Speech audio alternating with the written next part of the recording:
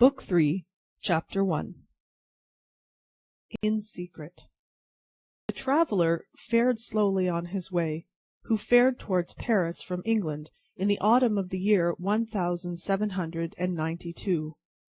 More than enough of bad roads, bad equipages, and bad horses he would have encountered to delay him, though the fallen and unfortunate King of France had been upon his throne in all his glory. But the changed times were fraught with other obstacles than these. Every town gate and village taxing-house had its band of citizen patriots, with their national muskets in a most explosive state of readiness, who stopped all comers and goers, cross-questioned them, inspected their papers, looked for their names in lists of their own, turned them back or sent them on, or stopped them and laid them in hold, as their capricious judgment of fancy deemed best for the dawning republic, one and indivisible, of liberty, equality, fraternity, or death. A very few French leagues of his journey were accomplished, when Charles Darnay began to perceive that for him along these country roads there was no hope of return until he should have been declared a good citizen at Paris. Whatever might befall now, he must on to journey's end. Not a mean village closed upon him, not a common barrier dropped across the road behind him, but he knew it to be another iron door in the series that was barred between him and England. The universal watchfulness so encompassed him, that if he had been taken in a net, or were being forwarded to his destination in a cage, he could not have felt his freedom were more completely gone. This universal watchfulness not only stopped him on the highway 20 times in a stage, but retarded his progress 20 times in a day, by riding after him and taking him back, riding before him and stopping him by anticipation, riding with him and keeping him in charge. He had been days upon his journey in France alone, when he went to bed tired out, in a little town on the high road, still a long way from Paris. Nothing but the production of the afflicted Gabelle's letter from his prison of the Abbaye would have got him on so far. His difficulty at the guard-house in this small place had been such that he felt his journey to have come to a crisis, and he was, therefore, as little surprised as a man could be to find himself awakened at the small inn to which he had been remitted until morning in the middle of the night. Awakened by a timid local functionary and 3 armed patriots in rough red caps and with pipes in their mouths, who sat down on the bed. "Emigrant," said the functionary, "I am going to send you on to Paris, under an escort."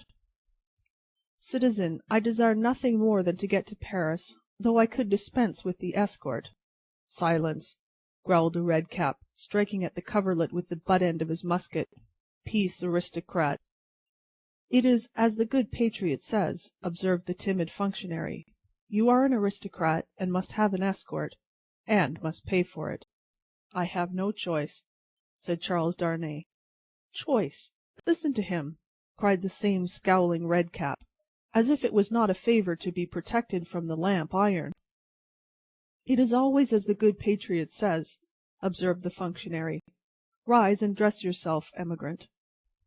Darnay complied, and was taken back to the guard-house, where other patriots in rough red caps were smoking, drinking, and sleeping by a watch-fire. Here he paid a heavy price for his escort, and hence he started with it on the wet, wet roads at 3 o'clock in the morning. The escort were 2 mounted patriots in red caps and tricoloured cockades, armed with national muskets and sabres, who rode one on either side of him. The escorted governed his own horse, but a loose line was attached to his bridle, the end of which one of the patriots kept girded round his wrist. In this state they set forth, with the sharp rain driving in their faces, clattering at a heavy dragoon trot over the uneven town pavement, and out upon the mire-deep roads. In this state they traversed without change, except of horses and pace, all the mire-deep leagues that lay between them and the capital. They travelled in the night, halting an hour or 2 after daybreak, and lying by until the twilight fell. The escort were so wretchedly clothed that they twisted straw round their bare legs, and thatched their ragged shoulders to keep the wet off. Apart from the personal discomfort of being so attended, and apart from such considerations of present danger as arose from one of the patriots being chronically drunk, and carrying his musket very recklessly, Charles Darnay did not allow the restraint that was laid upon him to awaken any serious fears in his breast, for he reasoned with himself that it could have no reference to the merits of an individual's case that was not yet stated, and of representations confirmable by the prisoner in the Abbaye that were not yet made. But when they came to the town of Beauvais, which they did at eventide, when the streets were filled with people, he could not conceal from himself that the aspect of affairs was very alarming. An ominous crowd gathered to see him dismount of the posting yard, and many voices called out loudly, "Down with the emigrant!" He stopped in the act of swinging himself out of his saddle, and resuming it as his safest place, said, "Emigrant, my friends, do you not see me here, in France, of my own will?" "You are a cursed emigrant," cried a farrier, making at him in a furious manner through the press, hammer in hand, "and you are a cursed aristocrat." The postmaster interposed himself between this man and the rider's bridle, at which he was evidently making, and soothingly said, "Let him be, let him be. He will be judged at Paris." "Judged?" repeated the farrier, swinging his hammer. "Aye, and condemned as a traitor." At this the crowd roared approval. Checking the postmaster, who was for turning his horse's head to the yard, the drunken patriot sat composedly in his saddle looking on, with the line round his wrist. Darnay said, as soon as he could make his voice heard, "Friends, you deceive yourselves, or you are deceived. I am not a traitor." "He lies!" cried the smith. "He is a traitor since the decree. His life is forfeit to the people. His cursed life is not his own." At the instant when Darnay saw a rush in the eyes of the crowd, which another instant would have brought upon him, the postmaster turned his horse into the yard, the escort rode in close upon his horse's flanks, and the postmaster shut and barred the crazy double gates. The farrier struck a blow upon them with his hammer, and the crowd groaned, but no more was done. "What is this decree that the smith spoke of?" Darnay asked the postmaster, when he had thanked him, and stood beside him in the yard. "Truly, a decree for selling the property of emigrants." "When passed?" "On the 14th, the day I left England. Everybody says it is but one of several, and that there will be others, if there are not already, banishing all emigrants, and condemning all to death who return. That is what he meant when he said your life was not your own." "But there are no such decrees yet?" "What do I know?" said the postmaster, shrugging his shoulders. "There may be, or there will be. It's all the same. What would you have?" They rested on some straw in a loft until the middle of the night, then rode forward again when all the town was asleep. Among the many wild changes observable on familiar things which made this wild ride unreal, not the least was the seeming rarity of sleep. After long and lonely spurring over dreary roads, they would come to a cluster of poor cottages, not steeped in darkness, but all glittering with lights, and would find the people in a ghostly manner in the dead of the night, circling hand in hand round a shrivelled tree of liberty, or all drawn up together singing a liberty song. Happily, however, there was sleep in Beauvais that night to help them out of it, and they passed once more into solitude and loneliness. Jingling through the untimely cold and wet, among impoverished fields that had yielded no fruits of the earth that year, diversified by the blackened remains of burnt houses, and by the sudden emergence from ambuscade, and sharp reining up against their way, of patriot patrols on the watch on all the roads. Daylight at last found them before the wall of Paris. The barrier was closed and strongly guarded when they rode up to it. "Where are the papers of this prisoner?" demanded a resolute-looking man in authority, who was summoned out by the guard. Naturally struck by the disagreeable word, Charles Darnay requested the speaker to take notice that he was a free traveller and French citizen, in charge of an escort which the disturbed state of the country had imposed upon him, and which he had paid for. "Where," repeated the same personage, without taking any heed of him whatever, "are the papers of this prisoner?" The drunken patriot had them in his cap, and produced them. Casting his eyes over Gabelle's letter, the same personage in authority showed some disorder and surprise, and looked at Darnay with a close attention. He left escort and escorted without saying a word, however, and went into the guard-room. Meanwhile they sat upon their horses outside the gate. Looking about him while in this state of suspense, Charles Darnay observed that the gate was held by a mixed guard of soldiers and patriots, the latter far outnumbering the former, and that while ingress into the city for peasants' carts bringing in supplies, and for similar traffic and traffickers, was easy enough, egress, even for the homeliest people, was very difficult. A numerous medley of men and women, not to mention beasts and vehicles of various sorts, was waiting to issue forth, but the previous identification was so strict that they filtered through the barrier very slowly. Some of these people knew their turn for examination to be so far off that they lay down on the ground to sleep or smoke, while others talked together or loitered about. The red cap and tricolour cockade were universal, both among men and women. When he had sat in his saddle some half-hour, taking note of these things, Darnay found himself confronted by the same man in authority who directed the guard to open the barrier. Then he delivered to the escort, drunk and sober, a receipt for the escorted, and requested him to dismount. He did so, and the two patriots, leading his tired horse, turned and rode away without entering the city. He accompanied his conductor into a guard-room, smelling of common wine and tobacco, where certain soldiers and patriots, asleep and awake, drunk and sober, and in various neutral states between sleeping and waking, drunkenness and sobriety, were standing and lying about. The light in the guard-house, half derived from the waning oil lamps of the night, and half from the overcast day, was in a correspondingly uncertain condition. Some registers were lying open on a desk, and an officer of a coarse, dark aspect presided over these. "Citizen Defarge," said he to Darnay's conductor, as he took a slip of paper to write on, "is this the emigrant Evrémonde? This is the man. Your age, Evrémonde?" 37. Married, Evrémonde? Yes. Where married? In England. Without doubt. Where is your wife, Evrémonde? In England. Without doubt. You are consigned, Evrémonde, to the prison of La Force. Just heaven! exclaimed Darnay. Under what law, and for what offence? The officer looked up from his slip of paper for a moment. We have new laws, Evrémonde, and new offences, since you were here. He said it with a hard smile, and went on writing. I entreat you to observe that I have come here voluntarily, in response to that written appeal of a fellow countryman which lies before you. I demand no more than the opportunity to do so without delay.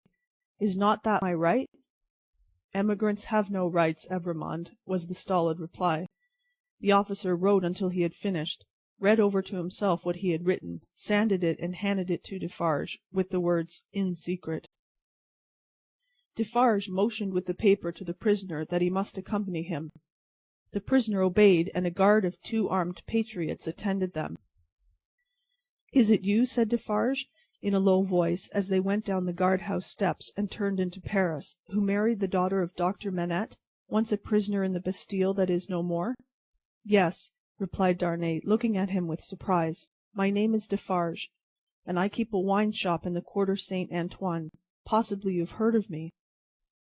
"My wife came to your house to reclaim her father?" "Yes."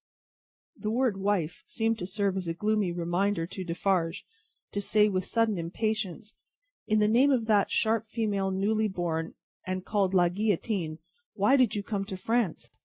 You heard me say why a minute ago. Do you not believe it is the truth?" "A bad truth for you," said Defarge, speaking with knitted brows, and looking straight before him. "Indeed, I am lost here. All here is so unprecedented, so changed, so sudden and unfair, that I am absolutely lost. Will you render me a little help?" "None." Defarge spoke, always looking straight before him. "Will you answer me a single question?" "Perhaps, according to its nature." "You can say what it is." "In this prison that I am going to so unjustly, shall I have some free communication with the world outside?" "You will see." "I am not to be buried there, prejudged, and without any means of presenting my case?" "You will see." "But what then? Other people have been similarly buried in worse prisons before now. But never by me, citizen Defarge. Defarge glanced darkly at him for answer, and walked on in a steady and set silence. The deeper he sank into this silence, the fainter hope there was, or so Darnay thought, of his softening in any slight degree. He therefore made haste to say, "It is of the utmost importance to me, you know, citizen, even better than I, of how much importance, that I should be able to communicate to Mr. Lorry of Tellson's Bank, an English gentleman who is now in Paris, the simple fact without comment that I have been thrown into the prison of La Force. Will you cause that to be done for me?" "I will do," Defarge doggedly rejoined, "nothing for you.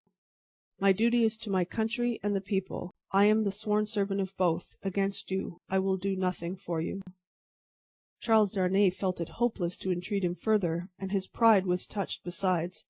As they walked on in silence, he could not but see how used the people were to the spectacle of prisoners passing along the streets. The very children scarcely noticed him. A few passers turned their heads, and a few shook their fingers at him as an aristocrat. Otherwise, that a man in good clothes should be going to prison was no more remarkable than that a labourer in working clothes should be going to work. In one narrow, dark, and dirty street through which they passed, an excited orator, mounted on a stool, was addressing the excited audience on the crimes against the people of the king and the royal family. The next few words that he caught from this man's lips first made it known to Charles Darnay that the king was in prison, and that the foreign ambassadors had one and all left Paris. On the road, except at Beauvais, he had heard absolutely nothing. The escort and the universal watchfulness had completely isolated him. That he had fallen among far greater dangers than those which had developed themselves when he left England, he of course knew now. That perils had thickened about him fast, and might thicken faster and faster yet, he of course knew now. He could not but admit to himself that he might not have made this journey if he could have foreseen the events of a few days. And yet his misgivings were not so dark as, imagined by the light of this later time, they would appear.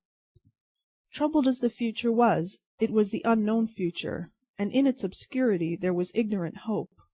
The horrible massacre, days and nights long, which within a few rounds of the clock was to set a great mark of blood upon the blessed garnering time of harvest, was as far out of his knowledge as if it had been 100,000 years away. The sharp female newly born and called La Guillotine was hardly known to him, or to the generality of people by name. The frightful deeds that were to be soon done were probably unimagined at that time in the brains of the doers. How could they have a place in the shadowy conceptions of a gentle mind? Of unjust treatment in detention and hardship, and in cruel separation from his wife and child, he foreshadowed the likelihood, or the certainty, but beyond this he dreaded nothing distinctly. With this on his mind, which was enough to carry into a dreary prison courtyard, he arrived at the prison of La Force. A man with a bloated face opened the strong wicket, to whom Defarge presented the Emigrant Evrémonde. "What the devil? How many more of them?" exclaimed the man with the bloated face. Defarge took his receipt without noticing the exclamation, and withdrew, with his two fellow patriots. "What the devil, I say again!" exclaimed the gaoler, left with his wife. "How many more?" The gaoler's wife, being provided with no answer to the question, merely replied, "One must have patience, my dear." 3 turnkeys who entered responsive to a bell she rang, echoed the sentiment, and one added, "For the love of liberty," which sounded in that place like an inappropriate conclusion. The prison of La Force was a gloomy prison, dark and filthy, and with a horrible smell of foul sleep in it. Extraordinary how soon the noisome flavour of imprisoned sleep becomes manifest in all such places that are ill cared for. "In secret, too," grumbled the gaoler, looking at the written paper, "as if I was not already full to bursting." He stuck the paper on a file in an ill humour, and Charles Darnay awaited his further pleasure for half an hour, sometimes pacing to and fro in the strong arched room, sometimes resting on a stone seat, and in either case detained to be imprinted on the memory of the chief and his subordinates. "Come," said the chief, at length taking up his keys. "Come with me, emigrant." Through the dismal prison twilight his new charge accompanied him by corridor and staircase, many doors clanging and locking behind them, until they came into a large, low, vaulted chamber, crowded with prisoners of both sexes. The women were seated at a long table, reading and writing, knitting, sewing, and embroidering. The men were for the most part standing behind their chairs, or lingering up and down the room. In the instinctive association of prisoners with shameful crime and disgrace, the newcomer recoiled from this company. But the crowning unreality of his long unreal ride was, their all at once rising to receive him, with every refinement of manner known to the time, and with all the engaging graces and courtesies of life. So strangely clouded were these refinements of the prison manners and gloom, so spectral did they become in the inappropriate squalor and misery through which they were seen, that Charles Darnay seemed to stand in a company of the dead. Ghosts all!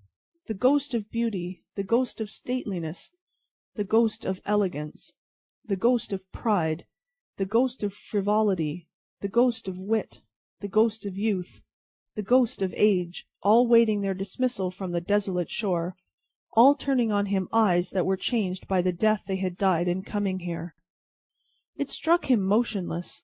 The jailer standing at his side, and the other jailers moving about, who would have been well enough as to appearance in the ordinary exercise of their functions, looked so extravagantly coarse, contrasted with sorrowing mothers and blooming daughters who were there, with the apparitions of the coquette, the young beauty, and the mature woman delicately bred, that the inversion of all experience and likelihood which the scene of shadows presented was heightened to its utmost. Surely ghosts all! Surely the long unreal ride some progress of disease that had brought him to these gloomy shades. "In the name of the assembled companions in misfortune," said a gentleman of courtly appearance and address, coming forward, "I have the honour of giving you welcome to La Force, and of condoling with you on the calamity that has brought you among us. May it soon terminate happily. It would be an impertinence elsewhere, but it is not so here, to ask your name and condition." Charles Darnay roused himself, and gave the required information, in words as suitable as he could find. "But I hope," said the gentleman, following the chief jailer with his eyes, who moved across the room, "that you are not in secret?" "I do not understand the meaning of the term, but I have heard them say so." "Ah, what a pity! We so much regret it. But take courage. Several members of our society have been in secret at first, and it has lasted but a short time." Then he added, raising his voice, "I grieve to inform the society, in secret." There was a murmur of commiseration as Charles Darnay crossed the room to a grated door, where the jailer waited him, and many voices, among which the soft and compassionate voices of women were conspicuous, gave him good wishes and encouragement. He turned at the grated door to render the thanks of his heart. It closed under the jailer's hand, and the apparitions vanished from his sight for ever. The wicket opened on a stone staircase leading upward. When they had ascended 40 steps, the prisoner of half an hour already counted them, the jailer opened a low black door, and they passed into a solitary cell. It struck cold and damp, but was not dark. "Yours," said the jailer. "Why am I confined alone?" "How do I know? I can buy pen, ink, and paper? Such are not my orders. You will be visited, and can ask then. At present you may buy your food, and nothing more." There were in the cell a chair, a table, and a straw mattress. As the jailer made a general inspection of these objects, and of the 4 walls before going out, a wandering fancy wandered through the mind of the prisoner leaning against the wall opposite to him, that the jailer was so unwholesomely bloated, both in face and person, as to look like a man who'd been drowned and filled with water. When the jailer was gone, he thought in the same wandering way, "Now am I left as if I were dead?" Stopping then to look down at the mattress, he turned from it with a sick feeling, and thought, and here in these crawling creatures is the first condition of the body after death. 5 paces by 4½ 5 paces by 4½, 5 paces by 4½. The prisoner walked to and fro in his cell, counting its measurement, and the roar of the city arose like muffled drums, with a wild swell of voices added to them. He made shoes. He made shoes. He made shoes. The prisoner counted the measurement again and paced faster, to draw his mind from him that latter repetition. The ghosts that vanished him the wicket closed. There was one among them, the appearance of a lady dressed in black, who was leaning in the embrasure of a window, and she had a light shining upon her golden hair, and she looked like— Let us ride on again, for God's sake, through the illuminated villages, with the people all awake. He made shoes. He made shoes. He made shoes. 5 paces by 4.5. With such scraps tossing and rolling upward from the depths of his mind, the prisoner walked faster and faster, obstinately counting and counting, and the roar of the city changed to this extent, that he knew in the swell that rose above them.